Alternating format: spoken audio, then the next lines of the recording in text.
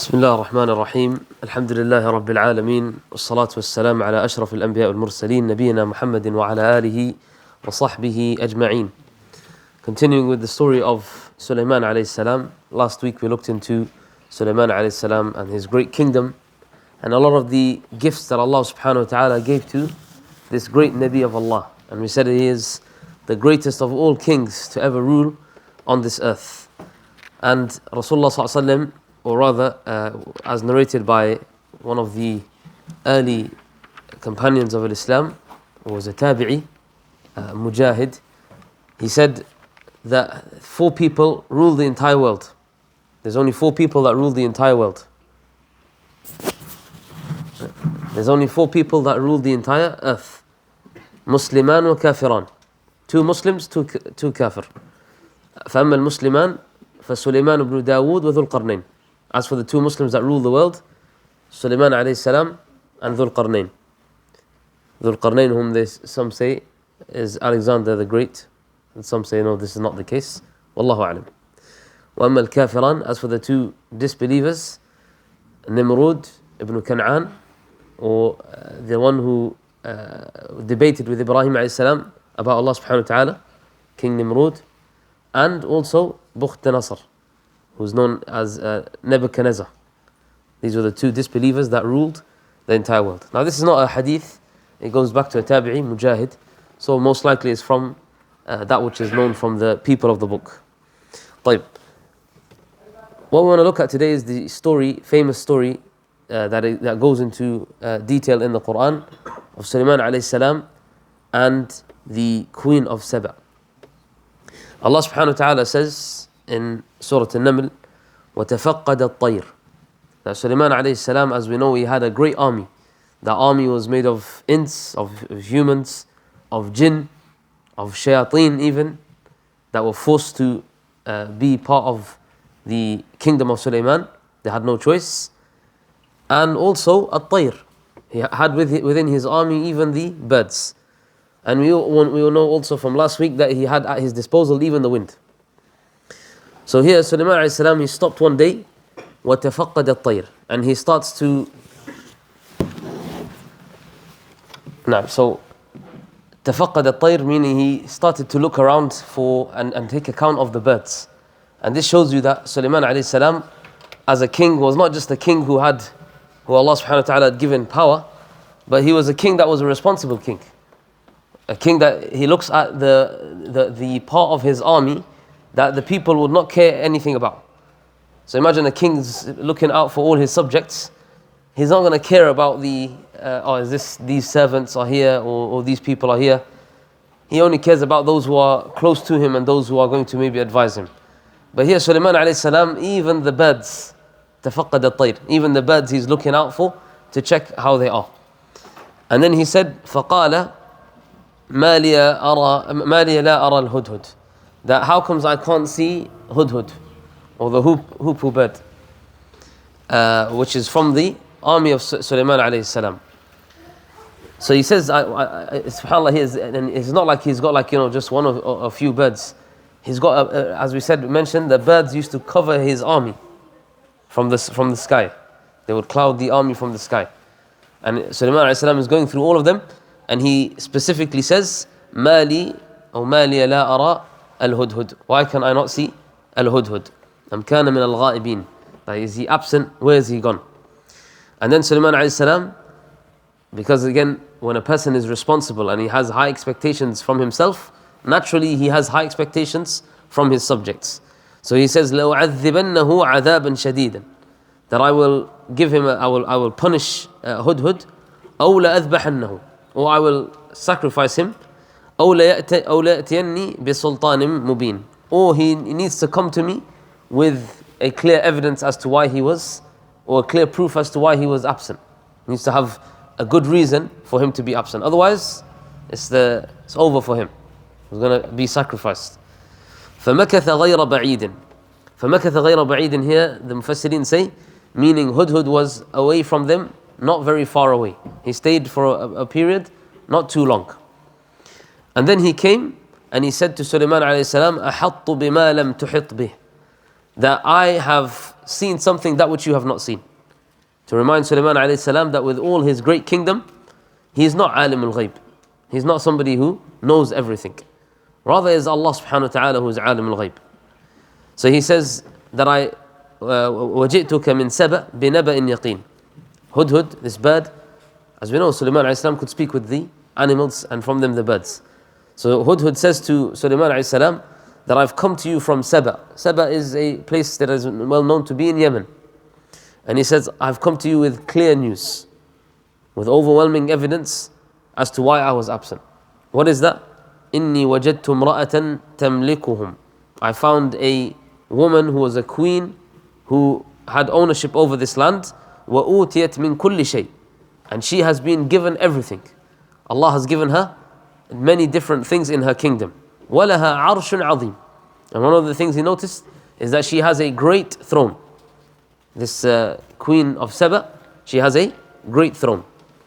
And here, it's worth mentioning that Rasulullah ﷺ said in an authentic hadith, لا يفلح قوم ولوا أمرهم امرأة. A people will not be, and this is when did Rasulullah ﷺ say this?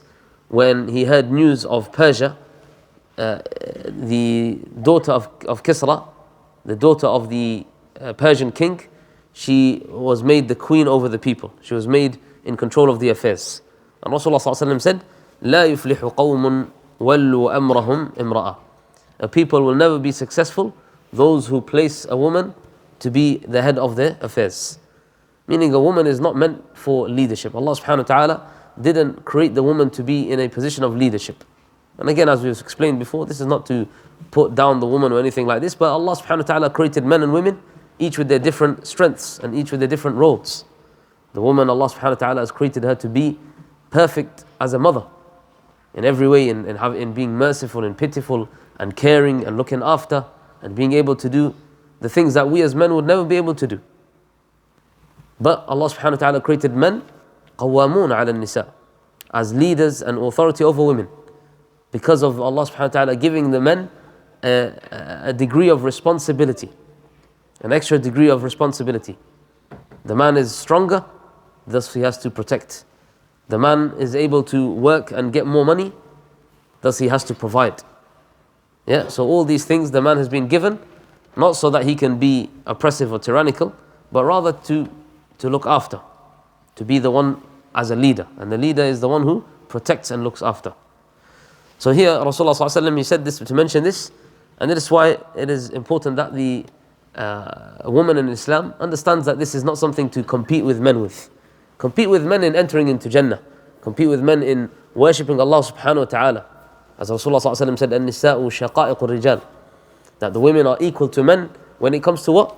When it comes to worshipping Allah subhanahu wa ta'ala. As Allah subhanahu wa ta'ala says, بعضكم من بعض, that you're both from each other. من عمل, whoever does عملا صالحا من ذكر أو أنثى, whether they be from male or female, Allah subhanahu wa ta'ala will reward them. There's no Allah will reward the men more than the women or the women more than the men. Allah will reward them equally for their actions. But the point being here is that they are not the same. Yeah? As Allah says in the Quran, وَلَيْسَ الذَّكَرُ كَالْأُنثَى. The male is not like the female. And this is from the purposefully created by Allah subhanahu wa ta'ala to be in this manner, so that there is a balance and so that things can be done in that manner. Wassalamu wa barakatuh. So this is again from the wisdom of Allah subhanahu wa ta'ala. Back to the story, وَأُوتِيَتْ مِنْ كُلِّ شَيْءٍ, meaning she was given many things in part of her kingdom. وَلَهَا عَرْشٌ عَظِيمٌ, and she has a great mighty throne. So after this, Sulaiman alayhi salam, when he hears this news, what does the hudhud, or this bird from the army of Sulaiman alayhi salam, what does he say? And this is amazing, subhanAllah. This is the bird speaking, and this is what the bird notices about this kingdom. This is the bird noticing this about the kingdom and feeling that it is important to tell Sulaiman alayhi salam about this kingdom. Could have mentioned anything, could have mentioned about how the people are, what they're doing and all these things.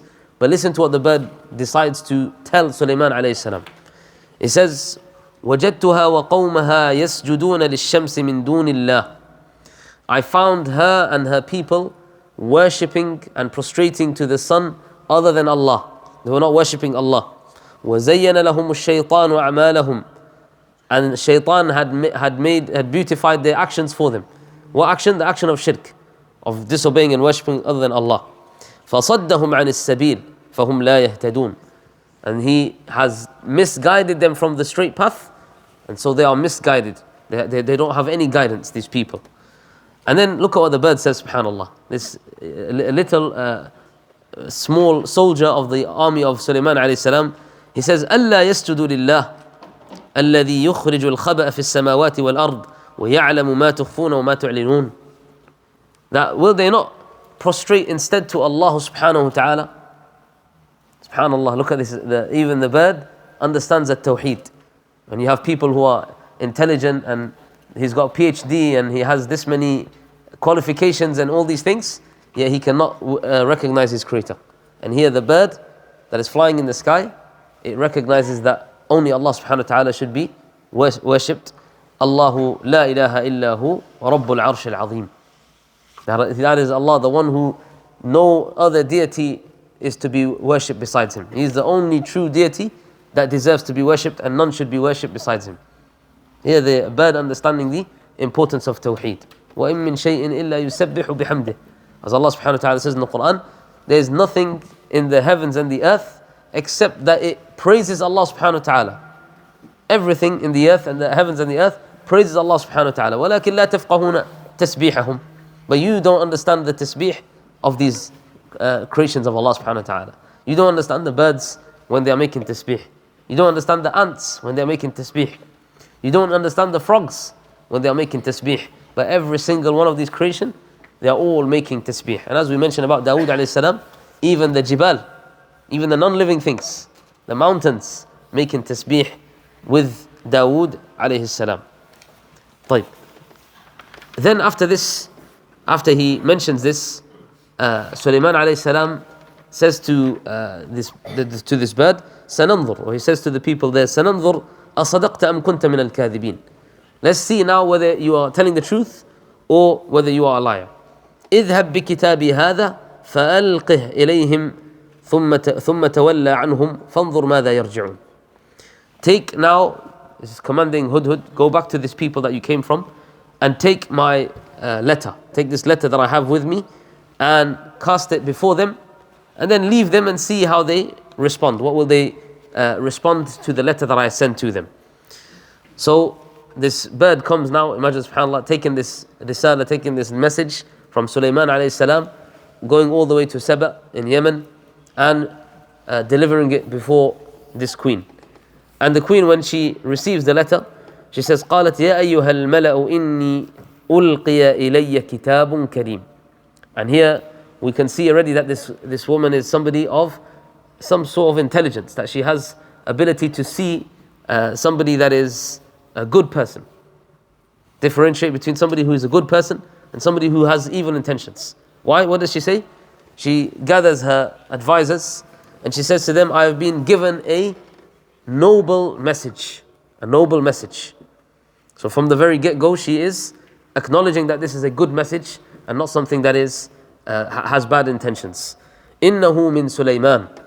It is from Sulayman. And the fact that she mentioned Sulayman shows you that everybody was aware of Sulayman alayhi salam as a king on the earth.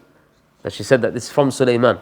So the people are aware of who Sulayman is alayhi salam. وَإِنَّهُ بِسْمِ اللَّهِ الرَّحْمَنِ الرَّحِيمِ. And this letter, it begins in the name of Allah, Ar-Rahman Ar-Rahim. And here, subhanAllah, the power of the Basmalah and the importance of the Basmalah, that we start with it our affairs. The name of Allah subhanahu wa ta'ala, that we start with it everything. And anything that we want with barakah in our lives, then we start with the name of Allah subhanahu wa ta'ala. Whether it be as minor as eating or drinking or starting something, starting the wudu, anything that we do, from the great affairs that we do, we always start with the name of Allah. Why? So that we can get the blessings of Allah subhanahu wa ta'ala in that which we do. So she says, this letter has come from Sulaiman, and it starts with the name of Allah, Ar-Rahman Ar-Rahim, أَلَّا تَعْلُوا عَلَيَّ وَأْتُونِي مُسْلِمِينَ. Meaning, do not be arrogant with me, do not try to be defiant with me, rather come to me and submit, come to me willingly, come to me willingly.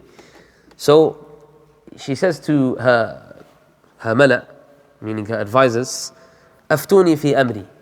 Tell me what do you think I should do? What are your thoughts as to what I should do? ما كنت قاطعة أمرا حتى تشهدون. I would never do something until you are witnesses and you give me your advice as to what I should do. And what did they respond? Being the men that were around her, they said, قالوا نحن أولو قوة وأولو بأس شديد. They said, we are people of power and great might, to show you that they were a force. They were a force to be reckoned with. And what did they say after that though? الأمر إليك فانظري ماذا تأمرين. But the affair is with you, so whatever you command, we're willing to listen and obey to whatever you want to do. And here she says something of great wisdom. And this is the reality of the kings of the earth of old and of now.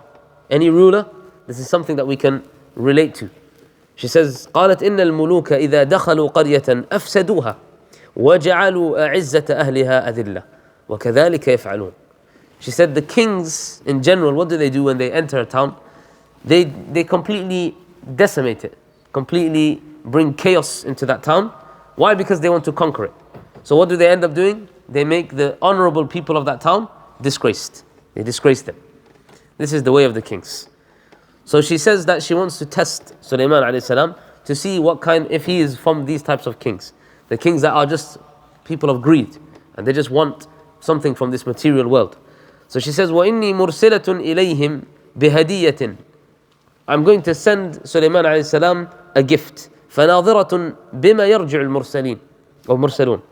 And I'm going to wait and see what will the messengers bring back. What will they say if we give this wealth or this gift to Sulaiman alayhi salam. And here Sulaiman alayhi salam here proves himself to be no ordinary king that is just after the material of this world. And here, careful to even the wording that he says in his reply. When it comes to Sulaiman alayhi salam, when they bring the gifts and they bring the wealth to Sulaiman alayhi salam, and remember they had وَأُوتِيَتْ مِنْ كُلِّ شَيْءٍ, she was given everything, as the bird said to Sulaiman alayhi salam. And he says, قال أتمدونني بمال فما آتاني الله خير مما آتاكم بل أنتم بهديتكم تفرحون. He said, are you telling the messengers to give this message to the queen? Are you reaching out to me to give me a gift, to give me some sort of wealth, to give me some money or whatever it is that you have given? That which Allah has given me is far greater and better than what He has given to you. And here we can see the humility of Sulaiman alayhi salam, because a regular king would say, my kingdom is far greater than your kingdom. My kingdom. What I have is better than you. My wealth is greater than you. My net worth is higher than your net worth. But Sulaiman alayhi salam, what does he say? That which Allah has given me is better than which Allah has given you. Meaning what you and me have is from Allah subhanahu wa ta'ala. So what you try to give to me, you cannot give me better than what Allah has given to me. And he says, you and your gifts, you're boastful with your gift, thinking that you want to show how much money you can give to us and how much wealth that you possess. This doesn't deter me. But I have something that is far more noble. And that is, as we come to the end of the story, to call you to al-Islam, to call you to Allah subhanahu wa ta'ala, to call you to La ilaha illallah. That is the purpose as why Sulaiman alayhi salam wanted to be the king. As we mentioned, that why did he want such a kingdom that nobody else can have after him? So that he can spread the religion of Allah subhanahu wa ta'ala, spread at-tawheed in the lands, so that people will all accept it. Because when a person, as we mentioned, إِنَّ اللَّهَ لَا يَزَعُ بِالسُّلْطَانِ مَا لَا يَزَعُ بِالْقُرْآنِ. As Uthman ibn Affan and Umar al-Khattab, this authentic narration attributed to them, they said that Allah subhanahu wa ta'ala will sometimes establish through the sultan, through the ruler, that which cannot be established through the Qur'an. The Qur'an establishes for those people who have taqwa. فَذَكِّرْ بِالْقُرْآنِ مَنْ يَخَافُ وَعِيدٍ. That remind the people who have fear of the judgment and all these things, remind them and make them fear through the Qur'an. But the one who has no taqwa, how is he dealt with? How is he put in line? By the sultan, by the ruler, by authority. And that is why Sulaiman alayhi salam wanted such authority, to be able to put everybody from the creation of Allah subhanahu wa ta'ala in line. And then he says, ارجع إليهم, go back to them. Take back these gifts that you have. فَلَنَأْتِيَنَّهُمْ بِجُنُودٍ لَا قِبَلَ لَهَا وَلَنُخْرِجَنَّهُم مِّنْهَا أَذِلَّةً وَهُمْ صَاغِرُونَ. And he said, go back to them and say to them that we will come to you with an army, with a great army that you have no power and authority against. You have no chance against this army. This is an army that is no normal, ordinary army. It's an army of humankind, of jinn, of birds, of animals. This is a great army. And we will remove you from your land, and you will be completely humiliated if you reject my invitation. If you reject my invitation. So here, Sulaiman alayhi salam makes his thing very clear. He's not to be like the kings of the earth who are easily persuaded by wealth and so on. And this is what happened throughout min sunanillah. You'll see that a king invades and they will say to him, marry my daughter, or do something, or take half of my kingdom. And you would find that they would accept these things. Why am I going to lose half of my army in this battle when I can just take the wealth? Huh? That's how they are. Because why? Their ultimate goal is to expand. Their ultimate goal is to increase their kingdom. But Sulaiman alayhi salam, this was not his goal. His goal was to establish the word of Allah subhanahu wa ta'ala. So he sends this message to them, and he turns to his people then, and he says, Ya ayyuhal mala' ayyukum ya'tini bi'arshiha qabla an ya'tuni muslimin. She wants to send a message to the Queen of Saba to show her the authority that Allah subhanahu wa ta'ala has given to him that she has not given to her. And that is that she had been given a great mighty throne, as Hudhud mentioned. And Sulaiman alayhi salam says to his army, those people who are in his army, that who is able to go to her kingdom as they are making their way to us and bring the throne to me before they arrive to us. Before they arrive to us, who's able to take their throne, the throne of the Queen of Saba, and bring it to me before they even arrive. And here, قال عفريت من الجن. Ifrit is one of the powerful types or forms of jinn. One of the powerful forms of jinn. And especially when people are dealing with types of sihr and things like that, the ifrit is something that is high up on the chain. Something that is, the big bosses, you could say. Maradatul jinn, from the heads of the jinn. And remember, the kingdom of Sulaiman alayhi salam was such that even the shayateen, كل بناء وغواص, they were either builders or deep sea divers, working all for Sulaiman alayhi salam. So one of the jinn that was in the presence of Sulaiman, قال عفريت من الجن أنا آتيك به قبل أن تقوم من مقامك. I will bring the throne for you, Sulaiman, before you get up from your maqam. And it said that his maqam, he would deal with the people's issues and so on from the start of the day to around midday. So within a few hours, basically. Within a few hours, he's going to bring this great throne that is in Yemen all the way to Bayt al-Maqdis in Jerusalem. Over 1,000, maybe 2,000 miles. A long distance. He bring this in a few hours. And also before she can even arrive to Sulaiman alayhi salam. وَإِنِّي عَلَيْهِ لَقَوِيٌّ أَمِينٌ. And this jinn, this ifrit, says, I am able to do it. I'm strong and I'm able to possess the ability to do such a thing. And here a reply comes, قال الذي عنده علم من الكتاب. And Allah subhanahu wa ta'ala doesn't mention who it is exactly. Allah says, the one who was given knowledge from the book. To show you here that knowledge is something that is of great power. Knowledge is of greater power than the power of these shayateen. And here also a reminder that the shayateen, whatever power and thing that they've been given, is nothing in comparison to that which Allah subhanahu wa ta'ala gives in the Quran. And that is why the people, when they perform ruqya and they recite the Quran and they are dealing with shayateen and all these things, they have no chance up against the ayat of Allah subhanahu wa ta'ala.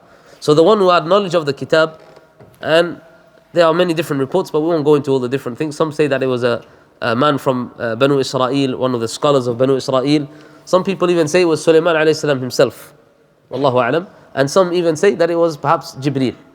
The point here is that it was somebody that had knowledge of the book of Allah subhanahu wa ta'ala. And what did he say? أَنَا آتِيكَ بِهِ قَبْلَ أَنْ يَرْتَدَّ إِلَيْكَ طَرْفَكَ. Subhanallah. طَرْفُكَ. He said, I will bring this throne to you before your eyesight, before you even blink your eye. When you look, subhanallah, when you look here when you're doing science, they say the light is coming to you, yeah, traveling to you, so you can see. It's like your eye is coming back to you. Your sight is grasping what you can see in front of you. Before your sight can even grasp what's there, I'll bring the throne to you. Imagine, so you're literally looking there, and next minute it appears before you. فَلَمَّا رَآهُ مُسْتَقِرًّا عِنْدَهُ. And then Allah subhanahu wa ta'ala says, when Sulaiman seen the throne before him, as it is before the blink of an eye, قال هذا من فضل ربي. He didn't say, look at how powerful, look at the authority that I have, look at what great powers I have, look at what I can do in the land. Rather, he said, هذا من فضل ربي. This is from the virtue of my Lord. Again, going back to attributing any goodness to Allah subhanahu wa ta'ala and not being arrogant even when you are the person who has the most authority in all the land.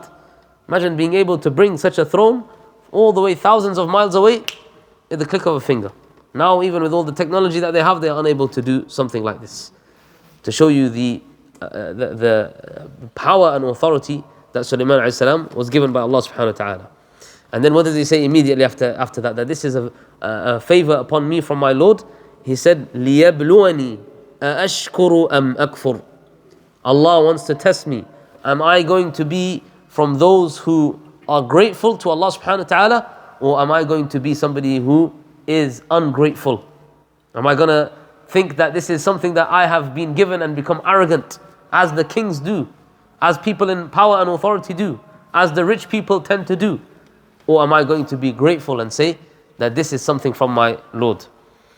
And subhanallah, what does he say? He reminds, وَمَنْ كَفَرَ فَإِنَّ رَبِّي غَنِيٌّ كَرِيمٌ. Whoever is ungrateful with Allah subhanahu wa ta'ala, then Allah is all independent. Allah is not in need of you. All the power and authority that you have, or that Allah has given to you, this is nothing. You've not taken anything from the kingdom of Allah subhanahu wa ta'ala. You've not been given some sort of autonomy that now you are challenging Allah subhanahu wa ta'ala. Rather, Allah subhanahu wa ta'ala can create far greater kingdoms than you. So here, again, back to that very important message, that sometimes we look at poverty as a test. We're being tested when we don't have enough money. We're being tested when our health is weak. We're being tested when we lose something. But we don't realize that we're also being tested on the other side. When you become rich, you're being tested. When you become somebody who's strong and you have good health, this is a test. The test of not patience, but are you grateful to Allah subhanahu wa ta'ala? And then he wanted to see the purpose of this. Why did he want to bring her throne? ننظر أتهتدي أم تكون من الذين لا يهتدون. She is somebody that worships other than Allah subhanahu wa ta'ala. When she sees this, is something that she's going to be aware. Is she going to use her intellect and say that this is my throne, or is she not going to be able to know? And this is why he said that when you bring the throne, try to make it something that it was not before. Change it slightly, not change it completely, so that it's a different throne completely, but change a few things about it so that it's difficult for her to recognize straight away. And here, subhanallah, when Sulaiman alayhi salam sees the queen of Saba, or the queen come from this land, and she sees Sulaiman alayhi salam gives her the he says نكروا لها عرشها, to change the throne so that she can, we will see whether she knows that this is her throne or not. فلما جاءت قيل أهكذا عرشك. Then when she finally comes to Sulaiman alayhi salam and she comes to his kingdom, the first thing that she sees is her throne, not knowing that is her throne. And she is asked, is this your throne? Is this how your throne looks? And she says, كأنه هو. It is as if it was the throne. وأوتينا العلم من قبلها وكنا مسلمين. And then she says that we were given knowledge of this before, meaning we knew about such powers and such authority in the land before. وَكُنَّا مُسْلِمِينَ. And to establish that before, we used to be upon Islam. That every person was upon Islam before. Every person was upon Islam. And then what happened? The shaitan came and misguided those people. Like Nuh alayhi salam, the people started upon Tawheed. The people started upon Iman and knowing Allah subhanahu wa ta'ala. And it was only after shaitan came that they became misguided. So here, she turns back, and Sulaiman alayhi salam prevents her from the shirk that she is doing and calls her to worship Allah subhanahu wa ta'ala. And then in the end of the story, she is told to enter upon a sarh, like a part of the like a pathway that goes towards the kingdom of Sulaiman alayhi salam. And this sarh is made of like a type of glass, see-through, and under it is water. This is from the beauty of the kingdom of Sulaiman alayhi salam, that he had such pearls and such jewelry and such things that were not available in other kingdoms. And this is again because of he had the shayateen being able to build for him. So she was told, the queen of Saba, she was told to enter this place, this sarh, this pathway. And when she saw that it is glass, you can't really see, but what you can see is that there's water flowing. So she lifted her clothes so that it doesn't get wet.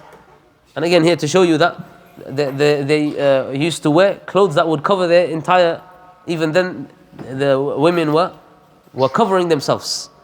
She had to lift the clothes so that she would not wet the clothes. So she lifted the clothes, وَكَشَفَتْ عَنْ سَاقَيْهَا, and she revealed her shin to be able to walk into this thing that she thinks is water.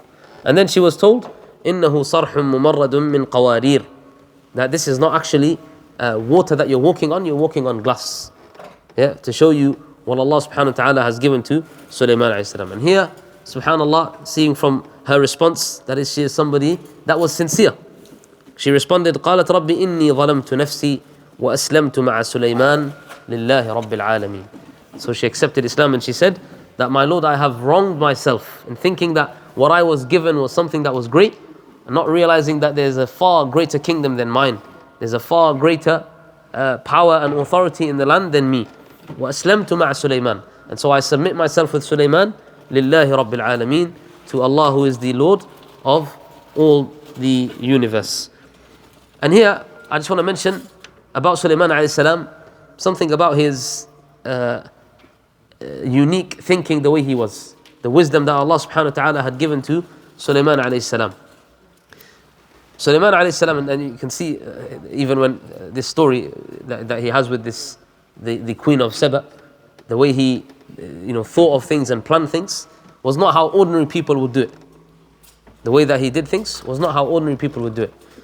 And here's another narration which is mentioned in Bukhari. Rasulullah sallallahu alaihi wasallam mentioned that Dawood alayhi salam, who used to judge between the people, he made a judgment. Two women had come to him, one elder woman and one younger woman, and they had both of them had a child, and one of the children was snatched away by a wolf or an animal, and there was one child left. So they were arguing over who's that child, which baby does it belong to. The elder woman was more eloquent in her speech, and the younger woman was not as eloquent. So they went to Dawood alayhi salam, who was the king at that time and judging at that time. And Sulaiman alayhi salam was a younger man, but in the presence of his father. And Dawood alayhi salam heard both sides, and he saw that the elder woman perhaps is the one who is the rightful mother. So he gives the hukm for the elder woman. And he says, you're the mother of the child. Sulaiman alayhi salam, Allah subhanahu wa ta'ala had given him great wisdom. So he says to his father and seeks his permission, and he says, will you allow me to make a judgment between them? And his father says, go ahead. And he shows you again the humility of his father to allow his son, even though it's his own son, allowing him to participate and recognizing that his son has been gifted by Allah subhanahu wa ta'ala. So Sulaiman alayhi salam, he says, bring me a knife and we will cut this baby in half.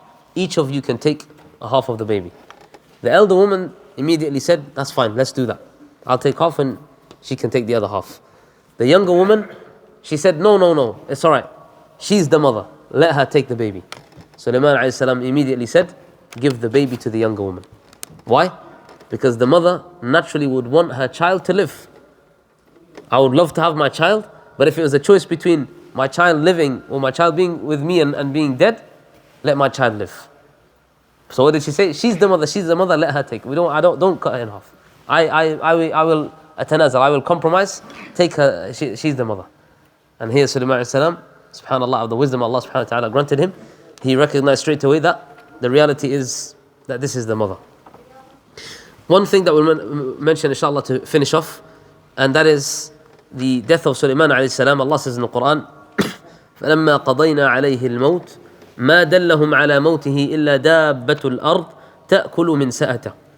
When Allah subhanahu wa ta'ala had written for Sulaiman alayhi salam to die, this was when Sulaiman alayhi salam was rebuilding Bayt al-Maqdis or Masjid al-Aqsa. So Sulaiman alayhi salam he was building the Jerusalem, and remember we had in his army shayateen. Some of them were chained up and they were forced to work, and as a humiliation for them. And he had also mankind and so on, and they were building for him. And Sulaiman alayhi salam was sitting upon his throne, and he had his minsa'a, which is the stick that he would lean on. And as they were building, the shayateen, what do they claim to do with insan? They claim to tell you that they know everything. And that's why the people who are working in magic, they will communicate with the shayateen, because the shayateen may have been able to get certain things that they don't know about. And the shayateen like to boast about these things. So Allah subhanahu wa ta'ala wanted to humiliate the shayateen by showing them that they don't have knowledge of everything, and humiliate them with the smallest of creatures. So when Sulaiman alayhi salam was on his throne and leaning on his stick, Allah subhanahu wa ta'ala took his life, ended his life. And he was leaning on his stick, so he had died, but it appeared that he was still alive because he's holding onto his stick. And then it was only when the termites or the little insects started to eat from the bottom of the stick that Sulaiman alayhi salam fell.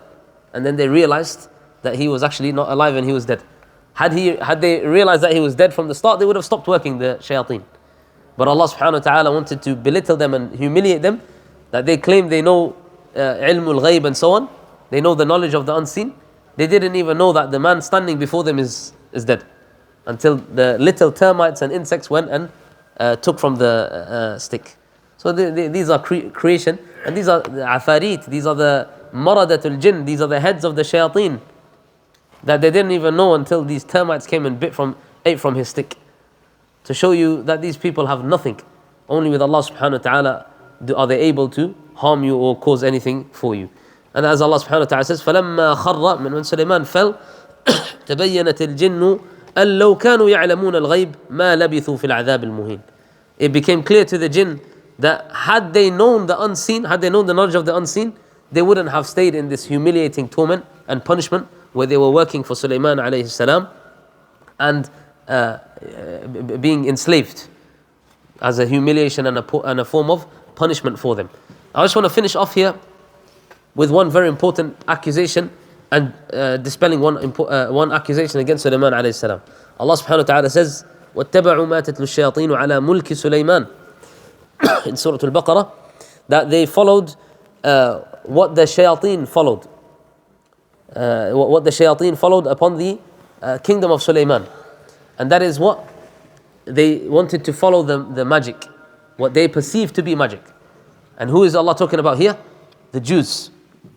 The Yahud, they thought that what Sulaiman alayhi salam had the power over the jinn was because of magic. And that's why they have this cabal and magic, and they're trying to find the Solomon scripts, whatever they call them, cabal and magic, so that they can have some power over the jinn. And Allah subhanahu wa ta'ala says, وَمَا كَفَرَ سُلَيْمَانَ. Sulaiman did not disbelieve. وَلَكِنَّ الشَّيَاطِينَ كَفَرُوا. But it's the devils that disbelieved. And here Allah subhanahu wa ta'ala, what does he mean by disbelieved? يُعَلِّمُونَ النَّاسَ السِّحْرِ. That they teach the people magic. Meaning those that perform and learn and teach magic, they disbelieve in Allah subhanahu wa ta'ala. And Sulaiman alayhi salam did not need this magic. Sulaiman alayhi salam, Allah had given him power and authority over the jinn without them doing anything in return. It was a means of punishment for those shayateen. They were muqarraneen bil asfad. They were tied up in chains and working for him. Not like when the magician works with them. You think the magician has control over the jinn? The magician is worshipping that jinn, and in return the jinn does favors for him. But even then, the shayateen can pull out whenever they want to.